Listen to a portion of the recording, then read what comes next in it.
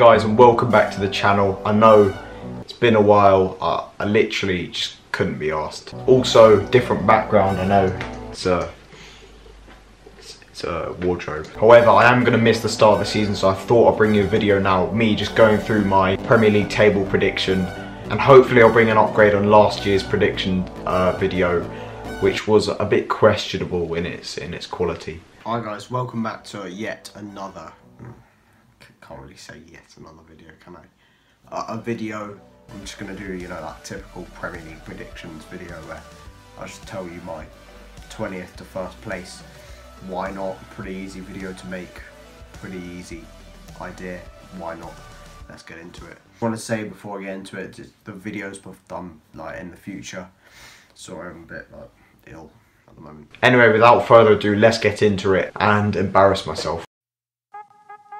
I know it's quite an easy one to put Cardiff 20th. They're kind of like the Huddersfield of last season, but who the fuck do they have? Mendes Liang rings a bell. You know, Josh Murphy from Norwich, I think they've just signed, or Jacob Murphy. It's one of the two, you know, they're brothers. One of them plays for Newcastle. You know, I really don't know this team very well, which I suppose is justification for me putting them in this position. Obviously, Neil Warnock is their manager, notorious for, you know, bringing a team up, promoting a team, and then being shit in the Premier League, getting sacked by Christmas. And I really can't see this one being different. Sorry Cardiff fans, but you're going down. Obviously, last season Huddersfield stayed up by the skin of their teeth, and let's be honest, they really weren't that good. They set up relatively defensively, which they were relatively good at, but they're also relatively bad at scoring goals. They had the fewest amounts of touches in the opposition box than any other team last season, and they haven't really brought anyone in to change that. You know, to add a bit more creativity. They brought in Ramadan Sobhi, who was alright for Stoke last season. They've got Jonas Lörsson on a permanent deal, which is definitely a good signing. He was good for them last season. They brought in a few Monaco reserves, you know, the likes of Kongolo and Diakabi, who had a bit more pace and athleticism to that team. But the loss of Tom Ince is definitely going to be a loss. You know, he's added a bit of flair. Although he didn't exactly thrive last season, he had a bit of flair, and that's definitely going to be a loss to them. Last season, there was essentially just 4 worse teams than them. And with teams improving a lot, with better promoted teams, I do see them struggling, and they're not improving much. I see them going down. I really didn't want to put Brighton here, but they don't really have the greatest squad, you know. They rely on Glenn Murray for goals. He's getting older and older. The squad isn't great. They had players who overperformed last season. Can they maintain it this season? I'm not really sure. Florian Andone may relieve this pressure on Glenn Murray, but they've made a host of not particularly established signings, you know, a few players who are pretty unknown, so they haven't really improved their squad. They'll be hard to beat like any Houghton side, but will that be enough to save them this season? I'm not really sure. I think a lot of people are getting way too hyped about this Fulham side. Yes, they have made some very good, experienced signings. The likes of Jean-Michel Seri and Andre Schürrle will add quality and class to this side. A side which is still very young and lacks Premier League experience. Smaller, more expansive teams who just joined the Premier League seem to struggle initially, kind of like Bournemouth did in their first season. This Fulham side will not become an established Premier League team overnight. It may take a season for them struggling in and around the relegation zone for them to sort of establish themselves as a Premier League team. So it's not going to happen in one season. I'm looking forward to seeing what they bring to the division, but I think this first season is going to be difficult for them, and I think they'll just stay up. Watford will have a Watford season. They'll be, you know, very good until Christmas. Look like they're heading into a sort of comfortable mid-table season. Sack their manager after they start slipping away. They'll melt under that manager gradually, and then eventually there'll just not be enough time for them to actually get relegated. Oh, also 50 million for Richarlison. I mean, whoever's doing their negotiations, I want them at Arsenal. I can't actually believe they've kept Mark Hughes on. I mean, people say he did a great job keeping them up, but no, he didn't have enough time to actually get them relegated. They won twice in 7 games under the Welshman, and one of them was against abysmal, sort of a scrappy win against an abysmal Swansea side. He's just not a good manager anymore. He's not. In fact, he was never that good, but he's worse now. Southampton will struggle under him this season. I can almost guarantee come February he'll have been sacked by then. They'll bring in someone to save them, and they'll finish about 15th. I believe Rafa Benitez when he says Newcastle should be worried this season. Whilst they were very comfortable in 10th last season in the end, everyone around them sort of progressing and building up their squad, improving their squad and getting in better managers. So far they brought on Dubravka on a permanent deal, Key from Swansea, Fabian Schär and some other unknown players, Kennedy on a loan. It's not exactly convincing business. I think they'll find a way to stay up. They do have Benitez, but his magic can only last so long. I think they do need to progress their squad in the next few years if they want to stay in the Premier League, if they want to develop, if they want to become the big club that they are again. And it's not going to happen unless Mike Ashley changes, so I do really feel sorry for the Geordies. Bournemouth haven't really done any significant business before the transfer window, well, up until this moment.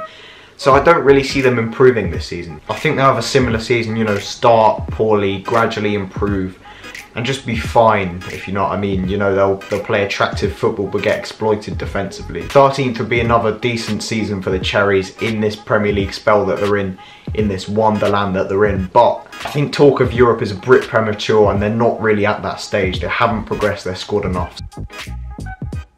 AKA Portugal FC, a lot of people talking up this Wolves side. Yes, they walked the Championship, and yes, they've made some very shrewd signings. You know, Rui Patricio on a free, João Moutinho for £5 million is an excellent signing, but it's still a squad that lacks any real Premier League experience. I do think they'll be relatively comfortable mid-table, but I think talk of Europe is again pretty premature, and I think it's a few years before they can start challenging for that, so 12th.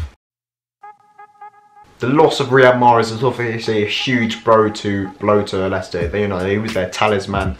I don't think it will dramatically affect their season. The signing of James Maddison, although very expensive for a Championship player, is definitely an exciting one. You know, the likes of Damari Gray and Diabate look very promising and could, you know, take the role and fill the void of lost of Riyad Mahrez. So it's not all doom and gloom. And they've also, you know, they signed Johnny Evans. That's a very sensible signing, only at £3 million from West Brom. It's still a good squad, and they've still got, you know, the likes of Jamie Vardy, the player who really gives them their identity, their counter-attacking identity. So I don't think people should be worrying about Leicester.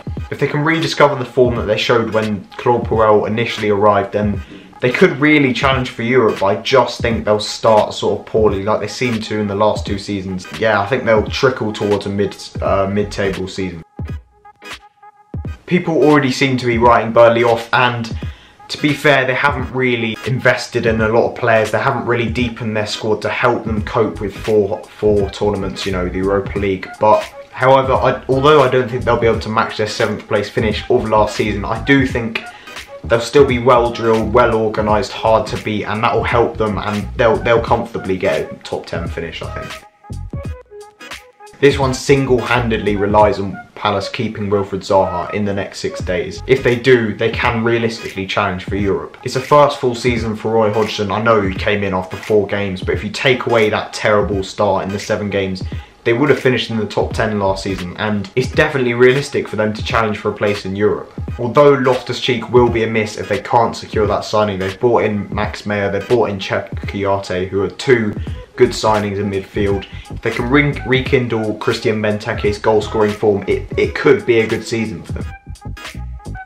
This is becoming a bit predictable, isn't it? Pretty much everyone has the hammers in the top 8, and looking at the business, you know, it's quite understandable. Firstly, I think Manuel Pellegrini is an excellent appointment as their manager. You know, he's won the league with City. He'll bring that attractive football that all West Ham fans want. On top of that, obviously, they've made some excellent signings. You know, Wilshere, Fabianski, Diop, Felipe Anderson, Yarmolenko, Fredericks. It's a very exciting squad that they've got coming in, and you know that they've not even finished yet. There's talk that they could sign Lucas Perez from Arsenal. There's other players they've been linked with. There is the danger they could become the Everton of last season. You know, they sign a load of exciting players, then they struggle to really gel together. But you know, they've got a better manager, I think, in Pellegrini than Koeman. Everton lost Romelu Lukaku. They haven't really lost.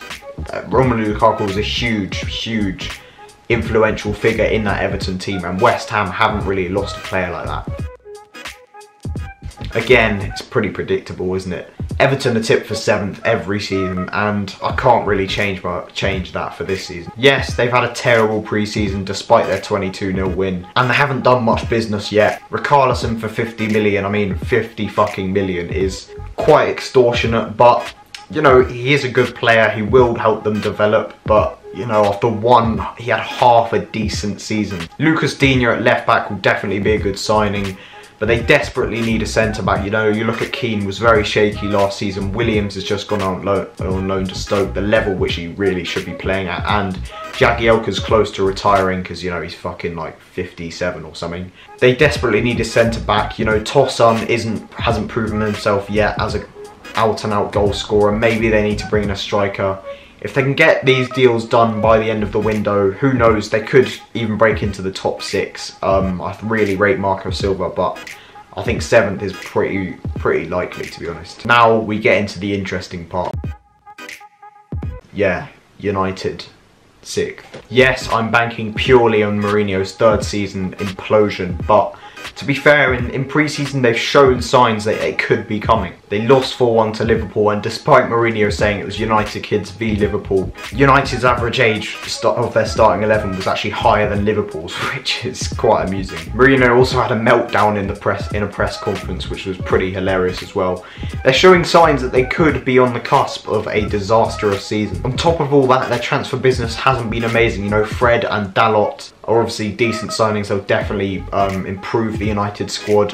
Lee Grant, which is probably one of the strangest signings of all time. I mean, he's the 2nd choice goalkeeper for a relegated team and he's 36. It doesn't really make sense. I know he's going to be a 3rd choice, but still, why not promote one of your youngsters? I think if it does get really bad, which I'm literally just banking on the pass, I mean, there's not much logic to this, but if it does get really bad, they'll sack Mourinho, they'll bring someone in who'll save them from the embarrassment of dropping out the top 6, and they'll still finish 6th. They could, however, be absolutely fine and, you know, win the title.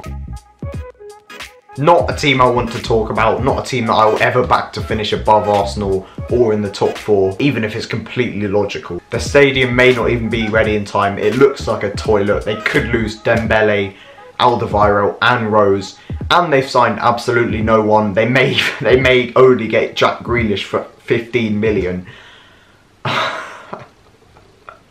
This hasn't been a great summer for the scum so far. Maurizio Sarri is an absolutely excellent manager who will definitely improve this Chelsea side from their struggles from last season. However, Willian, Courtois and Hazard could all be out the door in the next week. They've only signed a 30-year-old backup goalkeeper and I suppose a good midfielder in Jorginho, but it's not been enough so far and their squad could be in absolute ruins if those 3 do leave. Expect them to make a host of signings in this week, but you know, I'm banking on them not doing that just so I can push Arsenal up as high as I possibly can.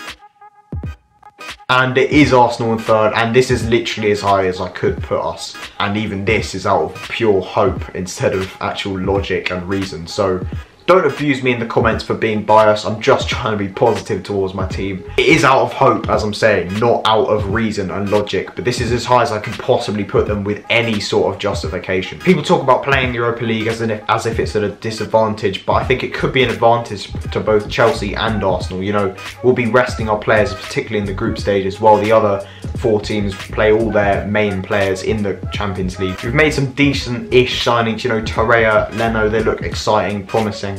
Guendouzi, the youngster, looks very promising. Lichtstein will provide competition to Bellerin. Socrates looks a bit slow. It all depends on how the players can adapt to what Unai Emery wants from them, and although we've looked good in pre-season, it is only pre-season. Realistically, we do have an attack that can punish any team on any day. You know, Lacazette, Aubameyang, Mkhitaryan, Ozil. You know, it's a brilliant front 4 potentially who will get to gel together this season, but it's just about that consistency and whether Emery can get the best out of them.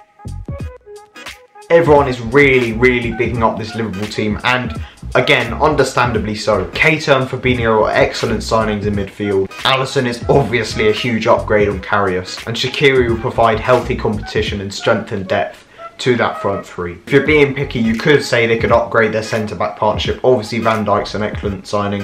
I think he will bring out a better Lovren, but they could potentially upgrade Lovren. He's not world-class. It's a very strong team that could be slightly upgraded, but I think they'll definitely challenge City this season. I just think they'll fall short, as generally I don't think they're as good as City. But also they do seem to struggle. They're a bit inconsistent against the smaller teams, and that, although I think that inconsistency will be eradicated a bit this season, I do think it will come into play and they will struggle over a whole 38 games to sort of maintain that high level. which they can do in cup games, as we've shown by their run to the Champions League final last season. I know this couldn't get any more predictable, but to be honest, how can I look past this Man City side? Yes, they probably won't be able to maintain their extreme, insane season level of performances last season, but even if they do drop off a bit, they were so far ahead of anyone last season. Even with Liverpool improving, I still think they'll win the league, and maybe even quite comfortably. I think it will be more of a challenge from Liverpool, but I still think they'll win the league. The addition of Mahrez, although it seems a bit unnecessary, they don't really need him. It will definitely add more strength and depth, which will allow them to, you know, compete more on all four fronts. You know, it showed last season that they sort of fell away. They looked a bit tired in that game against Liverpool. They'll want to put in a stronger push for the Champions League, and that's why I think they're bringing in Mahrez and a couple of others. So I know it's quite a boring conclusion, but I mean, come on. Anyway, that is going to be it for this video. If you enjoyed the video, please leave a like, subscribe to the channel. Tell me down below what your Premier League predictions are. Tell me if you disagree with me. If you agree with me, probably disagree based on just how far I put Arsenal, which again, is out of hope, not necessarily out of logic. I think realistically we'll be 5th or 6th, but I'm not going to say that. I'm going to hope, I'm going to back us. Anyway, thanks for watching. I'll see you a few weeks into the season, and see you next time.